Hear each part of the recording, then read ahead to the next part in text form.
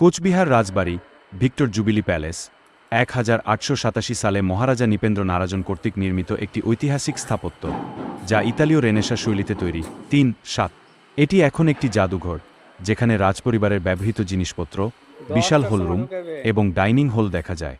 Buckingham প্যালেসের আদলে তৈরি এই রাজবাড়ির প্রধান আকর্ষণ হল এর স্থাপত্য এবং ইতিহাস। 6 কোচবিহার রাজবাড়ির প্রধান আকর্ষণসমূহ।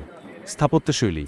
লন্ডনের বাকিংহাম প্যালেসের আদলে তৈরি, রাজবাড়ির সামনে একটি সুবিশাল গম্বুজ এবং বারান্দা রয়েছে। 6 জাদুঘর। রাজবাড়ির প্রধান আকর্ষণসমূহ। স্থাপত্যশৈলী। লন্ডনের বাকিংহাম প্যালেসের আদলে তৈরি, রাজবাড়ির সামনে একটি সুবিশাল গম্বুজ এবং বারান্দা রয়েছে। রাজবাড়ির ভেতরে একটি জাদুঘর রয়েছে, যেখানে রাজাদের ব্যবহৃত আসবাবপত্র, চিত্রকর্ম, অস্ত্র এবং ঐতিহাসিক নথিপত্র প্রদর্শিত। তোষাখানা। রাজাদের মূল্যবান ধনসম্পদ বা তোষাখানা দেখার সুযোগ রয়েছে। কোর্ট চত্বর। বিশাল লন এবং রাজবাড়ির সম্মুখভাগ আলোকচিত্রের জন্য চমৎকার ভ্রমণ নির্দেশিকা। সময়।